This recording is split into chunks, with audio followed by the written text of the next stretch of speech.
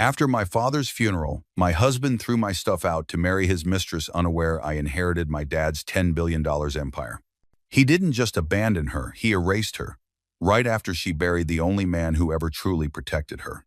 While the echoes of the funeral bells still hung in the air, Emily came home to find her suitcase on the porch and her wedding photo shattered on the floor.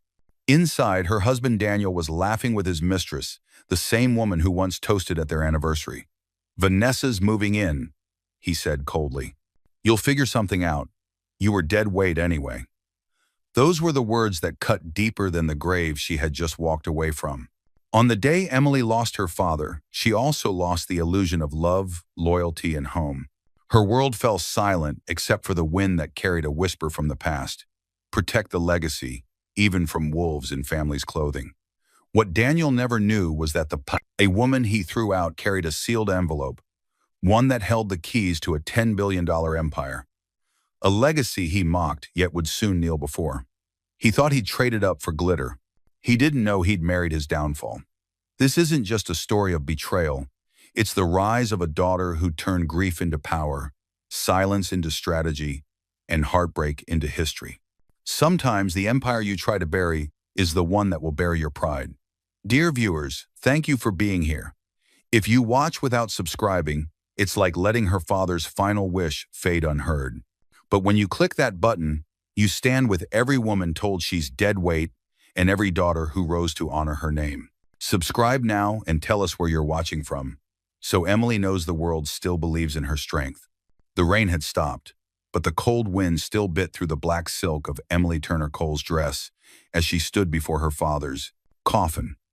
The chapel courtyard was almost empty now, just a few scattered chairs, the sound of a distant bell, and the smell of damp lilies. The sky hung heavy, gray, and unkind, like the silence that had followed her all day. Her hands trembled slightly as she adjusted the white rose pinned to the coffin. The wood gleamed, polished, perfect, expensive, just as her father would have wanted. Everything about him had been precise, disciplined, structured. He built Turner Logistics from nothing and always said, "Order is love in disguise." But today, there was no order, only emptiness. When the pastor had spoken, his voice broke on one sentence, her father's own words. "Protect the legacy, even from wolves in family's clothing." The phrase kept echoing inside her like a warning bell. She didn't yet understand what it meant. Not fully. Emily was his only child, his entire world. Her mother had died when she was 13, and from that day, her father became both anchor and compass.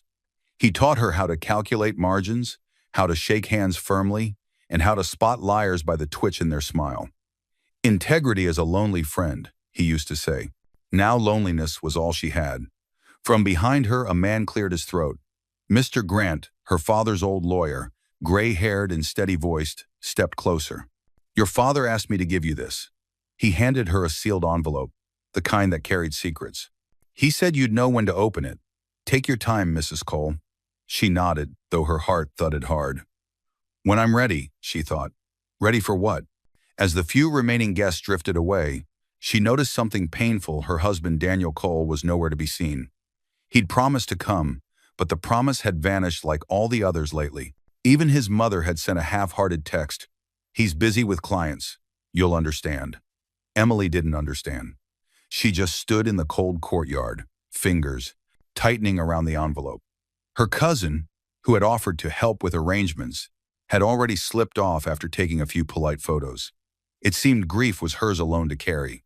The wind grew stronger, scattering petals from the funeral wreaths. One landed at her feet, a pale yellow lily, her father's favorite.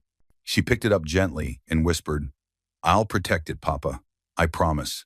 But even as she said it, a shiver ran through her chest, a faint dread she couldn't name. She looked once more at the coffin being lowered into the earth. A single tear slid down her cheek, cutting through her calm mask. For the first time all day, she allowed herself to whisper the truth she'd been holding in. "He's gone, and I have no one left." As she turned to leave, thunder rolled far away, soft, low, almost like laughter. Mr. Grant's last words echoed in her ear. "When you're ready." Emily pressed the envelope to her chest. Somewhere deep inside, she already knew what waited inside would change everything. And far across the city, in the house she still called home, another storm was gathering, one that would not wait for her to be ready. The gate creaked before she even touched it. Emily Turner Cole stood frozen at her own doorstep, suitcase handle slipping in her damp hand. The same house where she'd spent 5 years building a life with Daniel now echoed with laughter and clinking glasses. Music thumped faintly through the walls, careless, bright, and cruel. Her father had been buried only hours ago. Yet inside, her husband was celebrating. She opened the door. The smell of champagne and expensive perfume hit her first. Then her heart stopped. Her living room, once her sanctuary, looked like a showroom after a clearance sale. Boxes labeled Emily's stuff were stacked by the door. Her dresses, shoes, framed photos, all lined up like they were evidence of a crime. The recliner, the slippers, and the TV. Remote, her father's gifts, sat untouched, neatly placed like relics of a routine now erased. Daniel stood by the kitchen counter, golf club in hand, grinning at Vanessa Wright, his new obsession, and her former assistant. Vanessa was pouring champagne into crystal glasses, her laughter sharp as glass. She wore Emily's silk robe. "Daniel?" Emily's voice cracked but didn't tremble. "What's going on?" He looked at her with a smirk that carried no trace of the man she once knew. "You're back early. We thought the funeral would run longer." Her eyes darted to Vanessa, who was now draped across the sofa where Emily used to read. Emily took a step forward. "Why are my things packed?" Daniel twirled the golf club like a toy. "Because Vanessa's moving in. You'll figure something out. You've always been resourceful." He paused, then added with a mocking smile, "Dead weight shouldn't take up space." The words sliced clean through her. The last breath she'd been holding broke in her chest. From the hallway, another voice, his mother's, floated in. Margaret Cole, elegant as ever in her pearls and judgment, leaned against the doorframe. "Maybe if you'd been less boring, he'd stay," she said, eyes full of scorn. "Men like excitement, Emily. Not funerals and silence." Emily's grip tightened around the envelope Mr. Grant had given her earlier. The seal was still unbroken. For a moment, she imagined tearing it open right there, screaming the truth she didn't yet know, but she didn't. She simply breathed. Her gaze fell on the mantel. The wedding photo, her in lace, him in tuxedo, now lay face down. The glass cracked. Beneath it, ashes from the fireplace. She bent down and lifted it gently. "So this is what love turns into," she whispered. Vanessa chuckled. "Don't be dramatic. You'll be fine. Maybe start over somewhere small, with fewer expectations." Daniel added, "Oh, and don't forget to leave your house keys. Vanessa and I have plans to redecorate." Emily looked around one last time. The home she'd filled with patience and laughter now belonged to strangers. Her slippers were still by the recliner, placed neatly where her father had once sat during his visits. She saw him there for a moment, a ghost in her memory, smiling, proud, telling her, "Keep your dignity even when they try to take your name." She straightened her back. The tears that had gathered didn't fall. "You'll regret this, Daniel.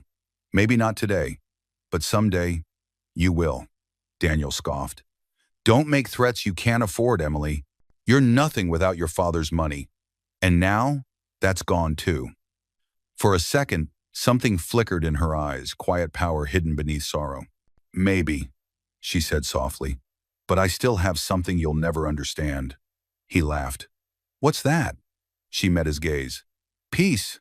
Emily turned toward the door. As she lifted her single suitcase, a gust of wind from the open window knocked the champagne glass from Vanessa's hand. It shattered across the marble floor. Daniel shouted, "Watch it! That's crystal!" Vanessa frowned. "It's just glass." Emily paused at the doorway, the envelope pressed to her chest. "Yes," she said quietly, "just glass." Then she stepped out, the door closing behind her with a soft final click. Outside, the night was cold again. Streetlights glowed pale over the driveway. She placed her suitcase in the backseat of her car and looked once at the house, laughter still spilling from its walls. Her phone buzzed, a message from an unknown number. She opened it. "Mrs. Cole, this is Mr. Harris, your father's estate attorney. We need to meet urgently regarding your father's final instructions." Emily exhaled, the pain in her chest shifting into something steadier, sharper. She looked down at the sealed envelope in her hand, tracing its edges like a map. Tomorrow she would call the lawyer. But tonight, under the same moon that had shone over her father's grave, Emily Turner Cole made a silent vow. She would not cry again for people who celebrated her suffering. Inside that envelope was something Daniel could never imagine, and when the time came, the world would remember her name. And far away, in a glass office under Turner Holdings, a red light blinked a signal that her father's secret plan had just awakened. The storm outside seemed to mirror the one inside Emily Turner Cole's chest. Rain hammered against the tall windows of Mr. Harris's law office, the sound sharp and restless. The lights were dim, the air heavy with the smell of polished wood and old paper.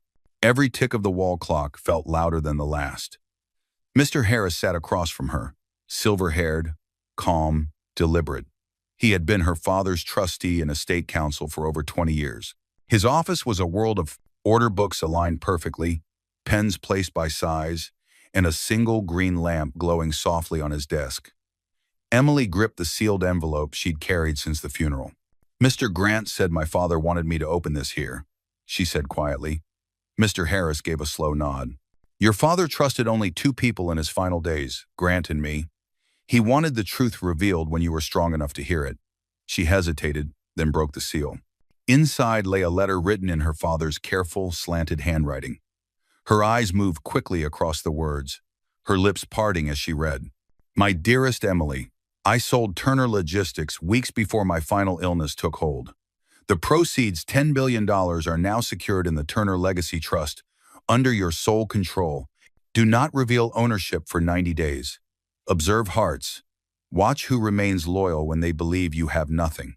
Love will show its true face in scarcity." Her breath caught. "10 billion?" she whispered. Mr. Harris nodded once. "He made the transfer personally. Every cent has already cleared.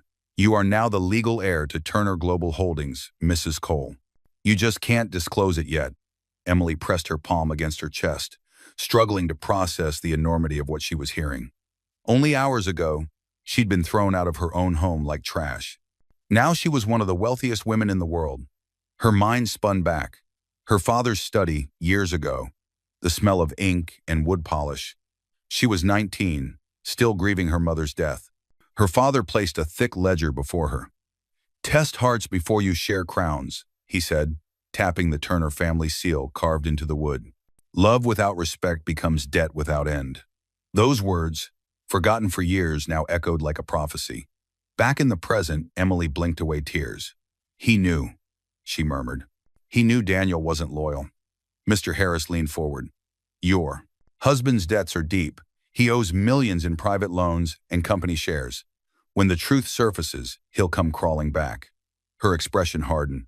"Then make sure every door to my trust is sealed. Cut off any trace of his name, any chance of his claim. He doesn't deserve a dime."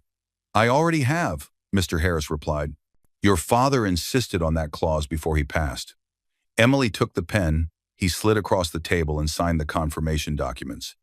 The ink moved smoothly under her hand, ending in a single, perfect period. For the first time in days, her pulse steadied. When she set the pen down, it clicked softly, a sound like closure. Mr. Harris studied her. "What will you do now?"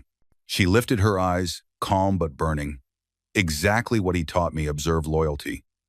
Outside, thunder cracked again, shaking the window pane. Emily looked out at the rain, her reflection faintly visible against the glass, a woman reborn, wrapped in grief but laced with steel. Her father's words echoed once more. "Test hearts before you share crowns." As she left the office, her phone buzzed with a message from an unknown number. It read, "Daniel and Vanessa just got married." She stared at the screen for a long moment, the edges of her lips curling not in pain, but in resolve. The game had just begun. And somewhere in the city, beneath a glittering chandelier, Daniel Cole lifted a glass to toast his new life, unaware that the empire beneath his feet already belonged to the woman he'd thrown away. Hello, family. Welcome back. Before we begin, please click subscribe. Every single click helps us tell stories of courage and truth. And in the comments, tell us where you're watching from. Because when we share these stories together, we remind each other that even in pain, we can rise. The motel door slammed shut behind her, shaking the thin wooden frame. For a second, Emily Turner Cole just stood there, chest heaving, suitcase in hand, the sound of her heartbeat louder than the traffic outside. The air inside smelled of damp carpet and cheap air freshener. The single lamp flickered once before, settling into a weak yellow glow that barely reached the frayed curtains. She dropped the suitcase beside the bed and sank onto the hard mattress. The springs creaked under her weight, the sound lonely and metallic. For the first time that day, she let her shoes fall to the floor. Her feet ached. Her soul did too. On the small bedside table lay the only possessions that mattered now: her father's sealed documents, the flash drive Mr. Harris had given her, and a worn wedding photo she couldn't yet throw away. She picked up the photo. In it, Daniel was smiling, his arm around her shoulders, his eyes full of promises that had turned into poison. The silence in the room was sharp. Then faintly, from the flash drive came a familiar voice. She had pressed play almost without realizing it. "You were always my rightful heir, Bella," her father's voice said, warm and steady even through the static. "They mocked your kindness, but you'll lead the Turner Group now. This company is yours. My faith is yours." Tears blurred her vision. For months, she had doubted her worth, let Daniel's cruelty sink into her bones. But her father, he had seen something she had forgotten existed. Attached to the drive were the legal documents. Transfer of ownership Turner Global Holdings, 100%, to Emily Turner Cole via A. Turner Holdings. The paper trembled in her hand. $10 billion. Entire corporations, thousands of employees, and every share hers. The lamp glowed softly over the papers, its light forming a perfect circle on the bedspread. In that circle, Emily saw something new, a sunrise that belonged only to her. Her phone buzzed. She almost ignored it, but the screen caught her eye. A notification from social media. Daniel Cole and Vanessa Wright engaged. The image stabbed through her chest. Vanessa's hand rested on Daniel's chest, a massive diamond catching the light. The caption read, "Fresh start, grateful hearts." Emily exhaled slowly. Her hand stopped shaking. "You replaced me before the dirt even settled," she whispered. Her voice didn't crack this time. It was calm, almost too calm. She looked around the dim motel room again. No luxury, no silk sheets, no familiar scent of home. Just four walls, a lamp, and a destiny that had shifted entirely in her favor. One by one, she began organizing the documents into neat piles. Trusts, subsidiaries, shell corporations, directives, the way her father taught her when she was a girl. The sharp sound of paper sliding over paper became her new rhythm. Outside, the wind howled against the window. Inside, the storm in her chest began to quiet. She didn't sleep easily, but she did sleep with purpose. For the first time in weeks, her mind wasn't spinning from pain, it was building something. Précis. A plan. As the lamp's light dimmed to a soft glow, she whispered, "I won't shout. I'll wait. Let them think I've vanished." Her eyes closed, the envelope resting beneath her hand like a vow. And somewhere across town, in a mansion she once called home, Daniel's laughter rang out over the sound of clinking glasses. He had no idea that the woman he'd discarded was now his silent shadow, watching, waiting, and holding the empire beneath his feet. Tomorrow the storm would start to move, but not in the way Daniel expected. The flash of cameras exploded like fireworks. Click, click, click. The crowd outside the glass chapel shouted their congratulations as Daniel Cole and Vanessa Wright stepped out, hands clasped, smiles rehearsed. Behind them, white petals rained down like confetti, perfect, polished, fake. The tabloids were already screaming, "Daniel Cole marries Vanessa Wright Turner, family absent." The caption below, a photo of the couple, read, "The Empire of Love Reborn." Inside, the orchestra played louder to hide the murmurs. Some guests whispered about Emily Turner Cole, the wife who hadn't even been divorced a month before the new ceremony. Others looked uncomfortable, but Daniel and Vanessa basked in the attention like children under stage lights. "Smile wider," Vanessa whispered through her teeth. "They're watching," Daniel grinned, lifting his glass. "To a fresh start, no more dead weight." He said it loud enough for the cameras. Some guests chuckled politely, not knowing or pretending not to know what he meant. At a corner table, a man in a dark gray suit stirred his drink without looking up. His name was Mr. Harris, estate lawyer for the late Mr. Turner. Officially, he was there as a guest investor. Unofficially, he carried something far more important, a sealed envelope addressed to Mr. Turner, Wright, Vanessa's father. When the waiter passed, Harris rose calmly and crossed the Brody, marble floor. Vanessa's father, a broad-shouldered man with silver hair and proud eyes, looked up in surprise as Harris bowed slightly. "Sir," Harris said softly, "a message from A. Turner Holdings. Urgent business matter." Mr. Wright frowned. "Now? At my daughter's wedding?" "I'm afraid it couldn't wait." The lawyer set the envelope before him and walked away without another word. Curious, Mr. Wright opened it. Inside were legal documents, an acquisition notice stating that several of his construction projects were now under review and ownership transfer by A. Turner Holdings. He read the first paragraph quickly, then again, slower the second time. His color drained. Meanwhile, Daniel and Vanessa clinked glasses again. The band swelled, the chandeliers sparkled, and champagne flowed. But when Daniel raised his glass high, a drop of rosé champagne slipped from Vanessa's hand and splashed across his white cuff. The pink stain spread slowly, darkening into red. He cursed, dabbing at it. Vanessa laughed. "Relax. It's just a little spill." But Harris, watching from across the room, knew what it meant, a stain that would only grow. Later that night, Vanessa filmed herself on her phone in their new mansion, Emily's old house, repainted, redecorated, renamed. "Finally home," she said into the camera, twirling in the living room. Behind her, Daniel appeared, still in his tuxedo, holding another drink. "Emma's gone," he said, chuckling. "Dead weight off my back." Vanessa turned off the recording and faced him. "You should find your share of her father's estate," she said, voice smooth as honey but sharp as glass. "No one walks away from that kind of money." Her eyes glittered with hunger. Daniel smirked, drunk on victory. "Don't worry. I know exactly where to dig." Outside, thunder rolled. A storm was brewing again, not of rain, but of consequences. In a quiet office miles away, Mr. Harris dialed. A private number. "She's ready," he said simply. "Everything's in motion." The camera panned to the window behind him, where the city lights blinked like warning signs. And somewhere in a modest motel room, Emily Turner Cole opened her eyes to a new dawn, the beginning of the plan that would turn their celebration into their reckoning. The elevator doors slid open with a hiss, and Emily Turner Cole stepped into the buzzing office of Brook and Reed Consulting, a mid-sized firm in the heart of the city. Phones rang, keyboards clacked, and people hurried by with coffee cups and reports. To everyone else, she looked like any new assistant, quiet, polite, forgettable. But beneath the simple blouse and tied-back hair was the woman who owned nearly half the companies these employees worked with.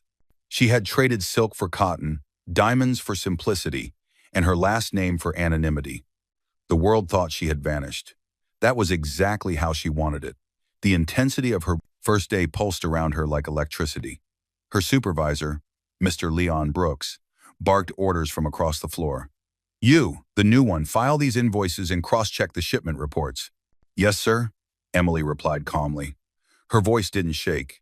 She walked to her small desk near the window, sat down, and began typing.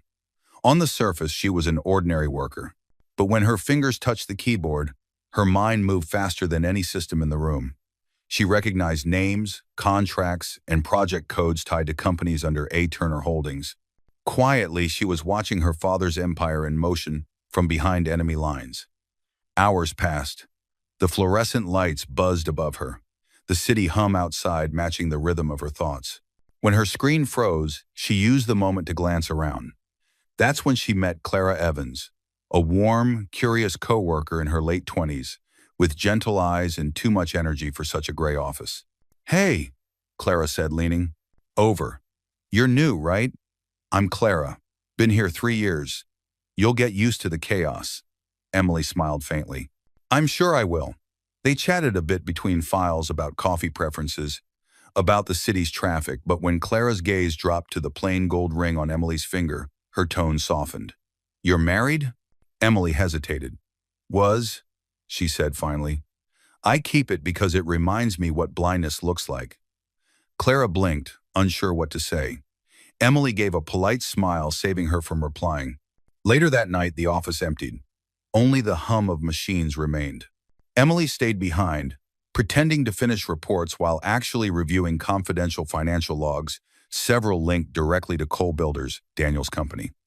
Her lips pressed into a thin line. He had no idea she sat on the other side of his balance sheets now. As the clock struck 8, Clara poked her head back in. "You work late, huh?" Emily closed her laptop gently. Sometimes peace hides in silence. Clara smiled. "Well, see you tomorrow." When the lights finally dimmed and the room fell still, Emily opened her own secure folder, labeled A, Turner Holdings Internal Review. She scrolled through company data, cross-checking assets, listing mergers. One note caught her eye. Cole Builders pending acquisition, 90 days. Her hand stilled. Her father's plan was already moving ahead of schedule. Emily leaned back, eyes on the window where the city glowed below. "You built your house on my father's land, Daniel," she whispered, "and I'm coming to reclaim it." She powered off her screen and slipped the flash drive into her purse. Outside, thunder rumbled again, the same storm from her wedding night returning to the skyline. In another corner of the city, Vanessa stared at her phone, frowning as her bank notification flashed. Account restricted A, Turner Holdings pending review. And in that single alert, the first crack in Daniel's empire began to show. The flash of memory hit like lightning. One moment, Emily was staring at her reflection in the office window. The next, she was back in her old home, same marble floors, same suffocating silence. "Emily," Daniel's voice had thundered from across the hall. "You don't need to work. What do you even know about business? Leave that to men who understand numbers." She remembered standing there, her father's old accounting ledger in her hands. "Dad taught me everything," she had said softly. "He trusted me with the company's reports when I was 15. Daniel had laughed, cruel and careless. "Turner Logistics?" he scoffed. "That old man cargo business? It's a museum, not a company. You should be grateful I married you before it collapses." Then came the day he brought home bank papers, telling her to sign. "Just a small loan," he said. "For us." She didn't know then that us meant him.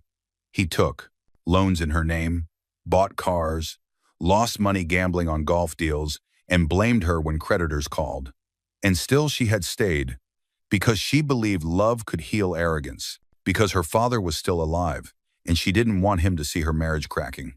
One night, as the argument reached its peak, Daniel's words became blades.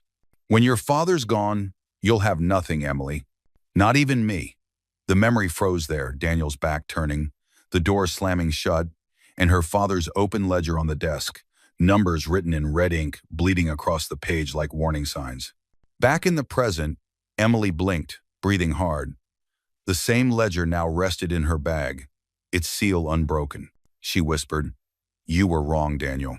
I had everything the moment I lost you." Outside, a clock struck midnight. The 90th day had arrived. The clock struck midnight. A deep digital beep echoed through the quiet of Emily's small apartment. The glowing blue, digits on her laptop screen shifted from 11:59 p.m. to 12 a.m. And just like that, the 90 days were over. For a moment, everything around her went still, the hum of the fridge, the ticking wall clock, even her heartbeat seemed to pause. She had been waiting for this night since her father's funeral. 90 days of silence, 90 days of patience, 90 days of letting the wolves dance, thinking the shepherd was gone. Now, the silence broke. Emily exhaled slowly and opened the secured folder labeled Turner Consolidation Protocol. The screen asked for her signature key. She inserted the encrypted flash drive, the same one her father's lawyer, Mr. Harris, had handed her with trembling hands. "Directive authorization required," the system prompted. Her hand didn't shake.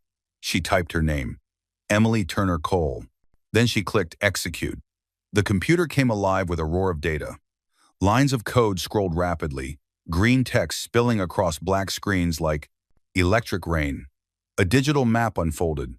Turner Logistics, Turner Holdings, Brook and Reed Consulting, Cole Builders, Wright Investments, all major subsidiaries connected by silver threads like veins of power flowing into one heart. One by one, ownership tags began to shift. Owner, a Turner Holdings sole beneficiary, Emily Turner Cole. Her breath hitched. Then the system confirmed it with a soft tone. Directive activated. Consolidation complete. For the first time, the world's corporate databases reflected the truth: she owned everything. Even Daniel's company, Cole Builders, which had been funded quietly by her father years ago, now sat under her control. The empire Daniel mocked as Old Man Cargo was now the foundation of his own undoing. The monitor glowed against her face, the light catching the faint tears she didn't bother to wipe away. They weren't tears of pain this time. They were release. She leaned back, whispering to the empty room, "You built an empire on my father's bricks, Daniel. Time to repossess." Outside, the city slept, but inside corporate servers across the country, automated systems stirred awake. Ownership notifications pinged one after another, like distant thunder rolling toward a storm. Executives, managers, and investors would wake to find the world had shifted overnight. Emails queued themselves in inboxes. Notice of consolidation, effective immediately. Financial networks began rerouting control codes to her name, and somewhere, in the dark corners of Daniel's mansion, his phone buzzed with unread alerts he didn't yet understand. Emily closed the laptop gently, as if sealing a spell. She walked to the window, watching the city lights shimmer far below. It wasn't just victory, it was justice disguised as patience. Her father's words echoed faintly in her memory. "Test hearts before you share crowns." She smiled faintly. "You'd be proud tonight, Dad." Then her phone buzzed a Barty. Single notification from Mr. Harris. Subject: "They'll notice by morning." Emily looked at the message, her eyes calm but sharp. "Good," she whispered. "Let them." In the distance, thunder rolled again. The storm was no longer coming, it had begun. And by morning, Daniel's empire would wake under a new name. Hers. The sound of the office door slamming echoed through the quiet night. Papers fluttered. Computer screens glowed like restless eyes. Emily stood in the center of the private suite on the top floor of a building she technically owned, but no one knew it yet. Across the room, Ethan Brooks, a sharp, quiet man in his early 30s, scribbled numbers across a glass wall with a blue marker. His sleeves were rolled up, his movements quick but precise. "You see this?" he said, circling a red figure. "This account, Cole Investments, LLC, was registered under your name, Emily, but the signatures are forged." At the table behind him, Linda Carter, her father's former legal strategist, calm, experienced, the kind of woman who never raised her voice unless it mattered, flipped through a folder of contracts. "And here," she added, "he used those fake signatures to take loans worth millions, claiming they were for joint business ventures. The debts were redirected to your dormant trust fund." Emily's hands tightened at her sides, but her face remained unreadable. "So," she said softly, "he borrowed money in my name to fund his empire and then called me worthless." Ethan nodded grimly. "And the bribes he paid officials through shell accounts tied to your inheritance. If the banks investigate, they'll see your name first." Linda closed the folder and looked up. "If you wanted revenge, Emily, you already have enough to destroy him. Legally, financially, publicly." For a long moment, no one spoke. The hum of the servers filled the room like the low growl of a storm waiting to break. Then Emily stepped forward, her reflection overlapping Ethan's notes on the glass wall, her face superimposed over the web of numbers, arrows, and lies. "Not yet," she said. Ethan frowned. "Not yet?" She met his gaze. "If we strike now, he'll say it's manipulation. He'll hide behind Vanessa, behind sympathy. No, let him rise higher. Let him think he's untouchable. The higher the stage, the louder the fall." Linda gave a small, knowing smile. "You're your father's daughter." Emily's expression softened for a heartbeat. "He taught me patience is sharper than anger." Ethan uncapped another marker and drew a large circle at the center of the diagram. "So what's the plan?" Emily took the marker from his hand and wrote 2 words inside the circle. "Public reckoning." The words gleamed under the light. She turned to the others. "We'll collect evidence quietly, secure statements, freeze backup accounts, and prepare the legal triggers. When the time comes, Daniel will expose himself. We'll just make sure the world is watching." Ethan nodded slowly. "Let him build his stage. And we," Emily finished, "will choose the spotlight." Linda reached for her phone. "Then I'll make a few calls. It's time some people started paying attention again." Emily looked out the window at the skyline, where the storm clouds gathered over the city. The lights of Daniel's construction towers blinked faintly in the distance, his pride glowing against the dark. She whispered, almost to herself, "Every empire looks beautiful right before it cracks." Behind her, Ethan's phone buzzed an alert from one of Daniel's accounts. "Emily," he said, turning pale, "you'll want to see this." She turned slowly, eyes narrowing, and the moment she looked at the screen, the next storm began. "What do you mean they pulled out?"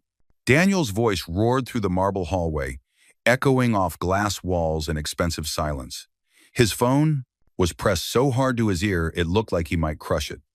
"No, you listen to me. Cole Builders doesn't delay payments. We're the biggest contract in the city. Hello? Hello?" The call cut off. Daniel hurled the phone across the room. It hit the floor with a crack. Vanessa flinched from where she stood by the window, her reflection pale against the night sky. Another call buzzed on the desk. "A supplier." Daniel snatched it up. "Don't you dare pull your trucks. This is a misunderstanding. We have funding secured." He froze, his jaw locking. "What do you mean the account's frozen?" Vanessa turned slowly. "Frozen?" He slammed the phone down, running a hand through his hair. "Just a glitch. Emily's broke. She can't touch us. There's no way she could." But his words didn't match his eyes. For the first time, there was fear in them. Vanessa crossed her arms. "Then why are our suppliers walking out? Why did the banks flag our accounts?" "Something's wrong, Daniel," he snapped. "Don't start."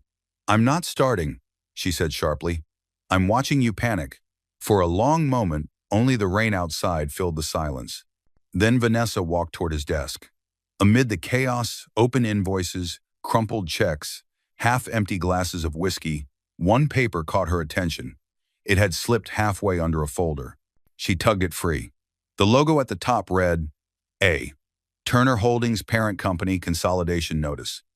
Her brow furrowed. "What's this?" Daniel reached for it. "Nothing. Some merger nonsense." But she stepped back, scanning the fine print. Her hands trembled slightly. "Daniel, this document says all Cole Builders shares were reclassified under Turner Holdings 3 days ago. How is that even possible?" Daniel's face darkened. "It's a trick.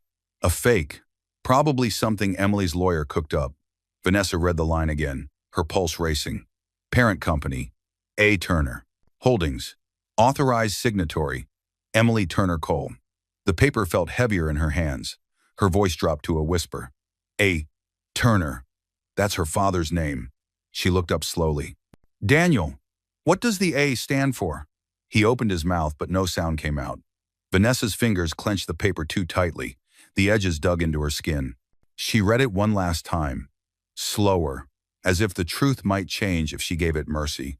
"A for Alice?" she muttered, shaking her head. "No. A for—" Her words stopped cold. Her face drained of color. Across the room, the lights flickered as thunder rolled outside. Daniel finally spoke, voice low, uneasy. "Vanessa, put it down." But she didn't move. She folded the paper carefully, too carefully, as if it might bite, and slipped it into her purse. Without looking at him, she said quietly, "I think you should pray I'm wrong, Daniel. Because if I'm right, she owns everything."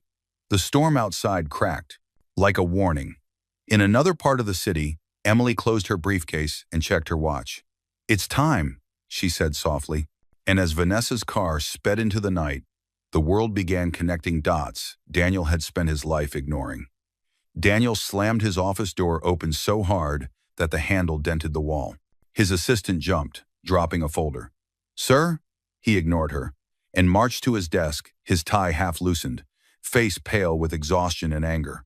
The morning had already brought enough chaos, frozen accounts, angry calls, contracts collapsing, but now there was an envelope sitting squarely in the middle of his desk.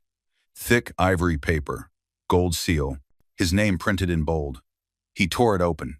Inside was a single card that gleamed beneath the light. Turner Legacy Foundation, Gala Honoring, Philanthropy and Leadership in Business CEO, Emily Turner Cole. For a moment, the room seemed to stop breathing. Then Daniel laughed. Loud, mocking, desperate laughter that made even his assistant glance at the door as if she might escape. "Emily?" he scoffed. "CEO? This must be some PR stunt." She couldn't run a bakery, let alone a foundation. He tossed the invitation aside, smirking. She can't even afford a dress. Vanessa appeared at the door, her tone strained. Maybe you shouldn't underestimate her. He turned sharply. Don't start, Vanessa. Her eyes flicked to the invitation. It's real. Everyone in the business circle got one. The mayor's attending, the press, investors, even my father. Daniel's smirk faltered for a heartbeat, but only a heartbeat. Good. Then they can all watch her humiliate herself. He poured whiskey into a glass and lifted it like a toast. Here's to ghosts pretending to be queens. Cut. A sleek black limousine rolled to a stop in front of the grand entrance of the Turner Legacy Hall that night. Spotlights swept the red carpet. The crowd stirred as a woman stepped out tall, poised, draped in a black velvet gown that caught every flash of light like midnight silk. It was Emily Turner Cole, the same gown color Vanessa had worn to mock her at the wedding. A mirror of humiliation turned into quiet power. The cameras went wild. Click, click, click. Reporters shouted questions, but Emily didn't answer. She didn't need to. Her calm was her statement. Her silence was the sound of control. Behind her, Mr. Harris followed at a respectful distance, nodding to the press. He whispered, "You're trending already." Emily smiled faintly. "Let them talk. I'm only here for the truth." As she walked toward the entrance, flashbulbs burst like fireworks. The crowd parted. Every movement, every glance was deliberate. She wasn't the broken woman leaving her house with a single suitcase anymore. She was the storm returning in heels. From inside the building, the sound of music drifted, a soft piano piece her father used to play. For the first time in months, her heartbeat matched the rhythm of peace instead of pain. But across town, in Daniel's penthouse, he poured another drink and smirked at the TV. "Enjoy your moment, Emily," he said to the screen. "Tomorrow I'll remind you who runs this city." He didn't notice the news ticker at the bottom of the broadcast quietly change. Breaking. Turner Holdings finalizes multi-company merger, Cole Builders included. The screen faded to black as thunder rumbled in the distance. And by morning, Daniel Cole would learn that the gala wasn't just a celebration. It was a trap waiting to spring. The doors burst open so hard that they slammed against the walls. Daniel Cole stormed into the sleek, glass-walled boardroom, his tie crooked, his eyes wild. "Who called this emergency meeting?" he barked. "I run Cole Builders, not whatever circus this is." The board members shifted uncomfortably in their seats. Papers rustled. Someone coughed but didn't answer. A large screen at the end of the table flickered with the logo of Turner Holdings. Daniel froze. "What the hell is this?" Mr. Grant, the senior chairman, cleared his throat. "You might want to take a seat, Mr. Cole." "I'll stand," Daniel snapped. "Now tell me why I'm here before I—" The doors opened again. Every head turned. Emily Turner Cole stepped in, calm, controlled, dressed in a white suit that caught the morning light pouring through the windows. No makeup for revenge, no arrogance, just poise. She carried a folder under one arm and a flash drive in her hand. Daniel's jaw dropped. "You've got to be kidding me." Emily met his eyes without flinching. "Good morning, Daniel," he sneered. "You think you can walk in here and—" She raised her hand slightly, and the boardroom fell silent. Even the clock seemed to pause. "Mr. Grant," she said softly, "if you could play the file." The lights dimmed. The screen behind her lit up corporate charts, transfer, documents, and digital stamps bearing her father's signature. Turner Logistics, Turner Global, Cole Builders, Wright Holdings. Each name blinked as it appeared, followed by one title in bold. Parent company Turner Holdings. Sole owner, Emily Turner Cole. The room gasped. Daniel's voice cracked. "That's impossible. You forged this." Emily laid the folder on the table, opening it one page at a time. "Every merger, your company relied on every loan. Every asset was funded through Turner subsidiaries. You didn't build your empire, Daniel. You borrowed it from me." He lunged toward the folder. But Mr. Grant stopped him with a firm hand. "Sit down, Mr. Cole," Emily continued, calm but sharp as glass. "And since your current company is registered under Turner's trust fund, all fraudulent transactions are now under review." She clicked the remote. The next slide filled the screen. Vanessa Wright's falsified loan requests with her digital signature, all. routed through Daniel's private account. Silence. No one met his eyes. Someone's pen slipped and clattered onto the table. Daniel's voice broke into a whisper. You set me up. Emily leaned forward. No, Daniel. You set yourself up. You didn't just marry your mistress, you married your downfall. The words hit harder than any slap. For a long, unbearable second, there was nothing but the faint hum of the projector. Then Emily gathered her documents, closing the folder neatly. Effective immediately, she said. Cole Builders and all its assets revert to A. Turner Holdings. Security will handle the rest. As she turned to leave, Daniel shouted after her, You can't do this. She paused at the door. I already did. Outside, flashes from the waiting press cameras reflected through the glass like lightning. Mr. Grant whispered to another board member, Prepare the statement. She wants it public. And as Emily stepped into the hallway, her phone buzzed a message from Linda Carter. Media ready. He'll face the cameras next. Emily smiled faintly. The reckoning had just begun. Cole. Cole. Is it true you falsified loan documents? The shouts hit like gunfire as Daniel was pushed through the revolving doors of Cole Builders' headquarters. Flashbulbs exploded in every direction. The morning air was sharp, filled with sirens, shouts, and the hum of cameras. Reporters swarmed the steps, microphones raised like spears. Security struggled to keep the crowd back as police officers moved in formation. Move aside, an officer barked. Daniel spun, his face flushed with disbelief. This is a mistake. I built this company. She tricked you all. The microphone surged forward. Are you saying Mrs. Cole set you up? Someone shouted. I'm saying she doesn't deserve. Before he could finish, an officer cuffed his wrists. The sound of metal locking echoed like thunder. The crowd gasped. From the top of the steps, Emily stood still. Her white suit gleamed in the morning light, her expression calm, unreadable. Next to her stood Linda Carter, her legal strategist, quietly speaking into her phone. On Emily's other side was Ethan Brooks, the financial analyst who had traced Daniel's fraud. Both flanked her, like calm anchors in the storm. Down below, a black car pulled up. Vanessa's father, Mr. Wright, stepped out. The cameras turned instantly, flashing like lightning. Mr. Wright's face was pale and grim.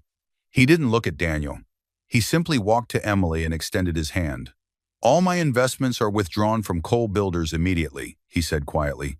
I'll be moving them to Turner Holdings instead. Your father would have been proud, Emily. She nodded once, voice soft but steady. Thank you, Mr. Wright. Daniel's head jerked up. You can't just Mr. Wright, please. But the older man didn't even glance at him.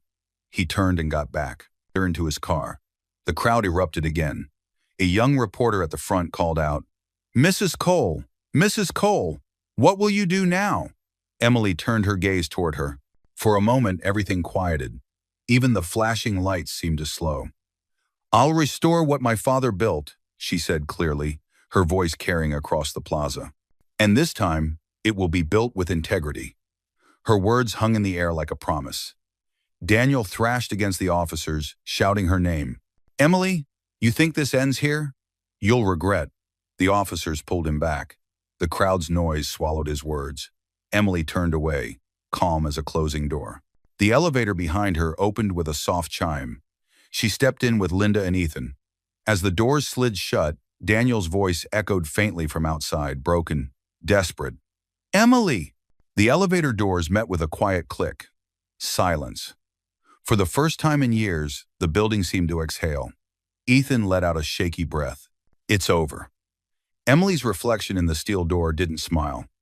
Not yet, she whispered. The storm doesn't end when the thunder stops. It ends when the sky clears. Her phone buzzed, a message from an unknown number. We need to talk. It's about your father's trust. Her eyes lifted, calm but alert. The next storm was already forming. Rain crashed against the marble steps of Turner headquarters, each drop a cold reminder of what had been washed away. Cameras hissed under umbrellas, and the city that once praised Daniel Cole now watched him crumble in real time. He was kneeling, his expensive suit soaked, his tie hanging limp, his eyes hollow. The man who once barked orders and broke hearts now trembled beneath the storm. Emily! he shouted hoarsely, voice cracking through the rain. Please, just listen to me. Security stood back, uncertain. The crowd murmured, half in pity, half in fascination. The tabloids would call it the fall of an empire. But right now, it was just a man broken by his own greed. The heavy glass doors opened. Emily stepped out, sheltered under a black umbrella held by Linda Carter. Her white coat shimmered faintly beneath the rain, a quiet symbol of calm amid chaos. For a moment, she simply looked at him. The rain distorted her reflection in the puddle at his knees, once his wife, now his judge. Daniel crawled forward a few steps, hands shaking. Please, Emily, I made mistakes. I let ambition ruin everything. I was stupid blind. I can't sleep. I can't eat. I just need a chance to make it right. Emily's eyes softened for a brief second, but only a second. Then her voice came, steady, low, and clear. You didn't make mistakes, Daniel. You made choices. He blinked, confused. She stepped closer, rain streaking past her umbrella like silver threads. Mistakes can be fixed, she continued. Choices define you. And this, she gestured gently to the soaked, kneeling man before her, is who you chose to be. Daniel's breath hitched. Please, Emily. I loved you once. Her gaze didn't waver. No, she said softly. You loved control. You loved winning. But love? She shook her head slowly. Love doesn't humiliate, steal, or destroy. It builds. The rain grew heavier, drumming like applause from heaven itself. Behind her, Ethan Brooks stood at the door, watching quietly. Linda gave a small nod, signaling that it was time. Emily lowered the umbrella slightly and looked down one last time. I hope one day you understand what real wealth is. It isn't money. It's peace. She turned and walked toward the doors. The glass reflected her back straight, strong, unyielding. The guards opened the entrance as the storm raged harder. Emily! Daniel screamed, the word cracking into the downpour. But she didn't turn around. The doors closed with a soft thud. The rain washed over the steps, mixing with tears he would never admit to shedding. Inside, Emily stood by the lobby window for a moment, watching the blurred shape of Daniel outside. She exhaled slowly, not in triumph, but release. The storm outside began to calm, but inside her phone vibrated again. Another message from the same unknown number. Your father's will has a hidden clause. Meet me tonight. Come alone. Emily's heart paused. The rain outside may have stopped, but another storm was already waiting in the dark. Applause thundered through the Turner Global Auditorium. Bright lights spilled across the polished stage where Emily Turner Cole stood at the podium, a soft smile touching her lips. Behind her, a large banner read, The Arthur Turner Foundation, Empowering Women, Restoring Dignity. Flashes went off from every direction, reporters capturing what the media had begun to call the Phoenix of Turner. But Emily didn't hear the noise. Her mind was on her father, the man who'd taught her how to build quietly, observe deeply, and act only when truth had weight. She gripped the podium, steady, calm. My father believed strength meant protecting others, she said, her voice carrying through the hall. He taught me that power without kindness is just noise. Today, we turn that lesson into action. The audience rose in a standing ovation. Rows of women, single mothers, small business owners, scholarship recipients wiped tears as they clapped. Emily stepped away from the stage and walked down the aisle toward the new foundation boardroom. Each step echoed with closure and purpose. The chaos of her old life, the betrayal, the courtroom, the storm had been replaced by calm. But it wasn't peace born of escape. It was peace earned through fire. Inside the boardroom, sunlight streamed through wide windows. On the far wall, newly installed, hung a brass plaque engraved with her father's words. Power without kindness is just noise. Emily brushed her fingers over the letters, tracing the grooves like they were the outline of his voice. On the table sat the first scholarship application, a young widow seeking to open a repair shop. Emily smiled. Approve it, she said softly. Ethan Brooks entered with a folder in hand. Everything's finalized, ma'am. The first 20 grants will be announced by next week. Good, Emily replied, turning toward the window. The city skyline stretched out below, alive and busy, indifferent yet full of stories like hers once was. Let's make sure they all get a fair start. No one should have to beg for what they've earned. Ethan nodded, leaving quietly. For a long moment, Emily stood alone, looking at the framed photograph beside her CEO placard, her father, smiling faintly, hand on her shoulder from years ago. The image seemed to glow under the light, as if his approval lingered in the air. Her reflection in the glass looked calm, older somehow, but not hardened, just certain. Then, in a low murmur, half a confession, half a promise, she whispered, "You taught me to see wolves before they bite. I just learned to let them choke on their own hunger." The wind outside picked up, fluttering the corner of the banner still visible through the open door. Emily turned off the lights, her heels clicking softly on the marble as she walked out. The camera lingered on the quote above the table, "Power without kindness is just noise." A single beam of sunlight landed on the framed photo beside her nameplate, illuminating her father's smile. Then, as the room fell silent, her phone buzzed once on the table. Unknown number. "There's one thing your father never told you." The screen faded to black.